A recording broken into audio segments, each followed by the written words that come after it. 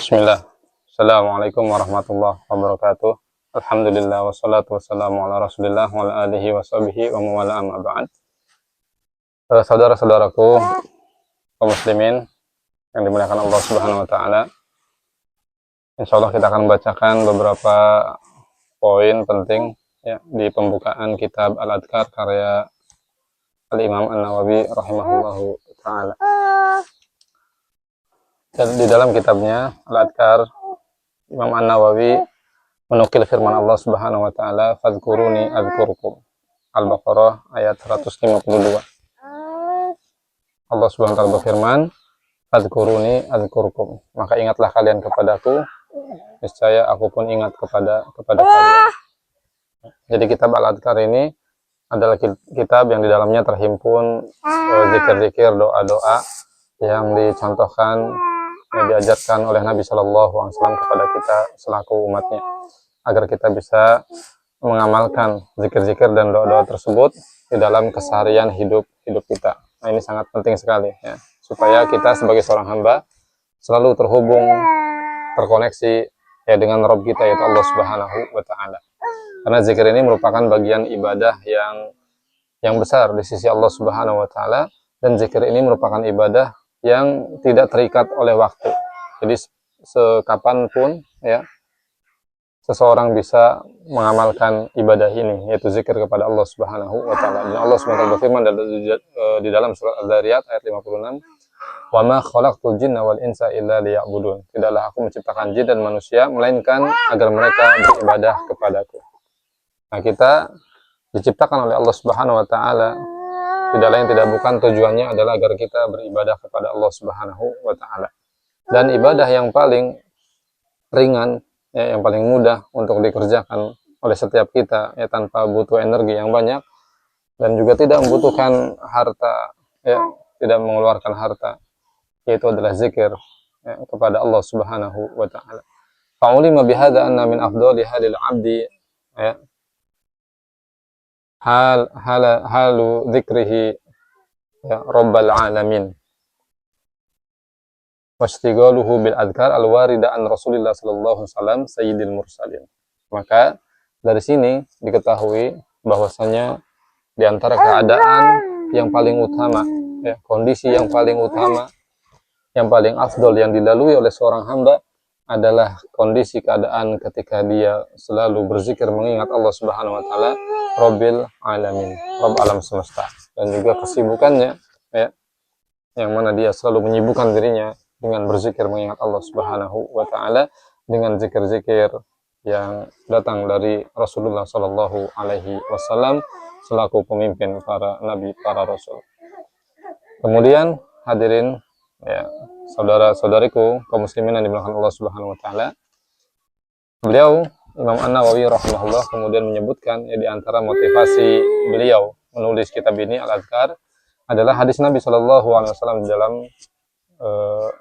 riwayat yang sahih diriwayatkan oleh Imam Muslim dari Abu Hurairah radhiyallahu anhu. Rasulullah SAW bersabda, "Man da'a ila huda kana lahu minal ajri mislu ujuri man tabi'ahu la yanqus dzalika min ujurihim syai'an." Siapa yang mengajak kepada satu jalan petunjuk, siapa yang mengajak kepada suatu kebaikan, maka baginya adalah pahala seperti pahala orang-orang yang mengikutinya, tanpa dikurangi sedikit pun ya, dari pahala-pahala mereka. Subhanallah. Ini merupakan motivasi dari Nabi kita Muhammad SAW agar kita menjadi agen-agen kebaikan ya, yang mengajarkan, ya, yang mengajak kebaikan, yang menerangkan, menjelaskan kepada umat manusia tentang kebaikan dan jalan petunjuk yang bisa mengantarkan seseorang kepada derajat yang mulia di sisi Allah Subhanahu wa taala. Maka setiap orang ya yang membukakan pintu kebaikan, yang menunjukkan jalan hidayah kepada orang lain, maka dia akan mendapatkan pahala yang besar di sisi Allah Subhanahu wa taala. Kemudian Imam An-Nawawi rahimahullah taala di dalam kitab ini juga ya, mengawali dengan pentingnya seseorang itu memperhatikan niat. Beliau rahimahullahu taala mengutip firman Allah Subhanahu wa taala di dalam surat Al-Bayyinah ayat 5, "Wa ma umiru illa liya'budullaha mukhlishina lahuddin hunafa." dan tidaklah mereka diperintahkan melainkan agar mereka beribadah kepada Allah Subhanahu wa taala dengan mengikhlaskan, memurnikan agama ketaatan kepada Allah Subhanahu wa taala dengan lurus, ya, jauh daripada kesyirikan. Kemudian juga firman Allah Subhanahu wa taala di dalam surat Al-Hajj ayat 37, la yanalullaha luhumuha wala dima'uha walakin yanaluhu at-taqwa minkum. Ya, tidak sampai kepada Allah daging-daging unta, daging-daging hewan kurban, dan juga tidak sampai kepada Allah darah-darah hewan kurban, melainkan yang sampai kepada Allah adalah ketakwaan di antara kalian. Ibnu Abbas radhiyallahu anhuma menafsirkan ayat ini bahwasanya maknanya adalah walakin yanaluhu an-niyat, tetapi semua itu kembali dan tergantung kepada niat seseorang di dalam berkurban dan termasuk di dalam perkara ibadah yang lainnya. Hendaknya setiap orang memperhatikan niatnya ketika dia mengerjakan suatu amal ibadah, ketika dia mengerjakan suatu amal soleh, maka hendaknya dia memperhatikan niatnya. Karena tolak ukur ya suatu ibadah itu diterima atau tidak oleh Allah Subhanahu wa taala adalah dari niatnya, dari ketulusan niat dan keikhlasan niatnya kepada Allah Subhanahu wa taala.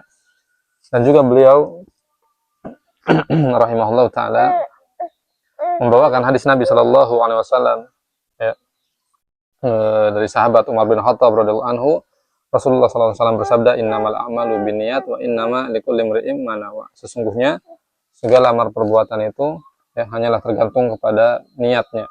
Ya, dan setiap orang hanya akan mendapatkan sesuai dengan apa yang dia niatkan. Faman kanat hijratuhu ilallah wa rasulih fa hijratuhu ilallahi wa rasulih. Siapa yang hijrahnya ya kepada Allah dan kepada Rasulnya, maka hijrahnya adalah kepada Allah dan kepada Rasulnya. Wa man kanat hijratuhu ila dunya yusibuha aw imra'atin yang yankihuha fa hijratuhu ila ma hajara ilahi. Dan siapa yang hijrahnya ya untuk tujuan dunia yang ia ingin dapatkan atau perempuan untuk tujuan perempuan yang ingin dia nikahi, maka dia akan mendapatkan sesuai dengan niat hijrahnya.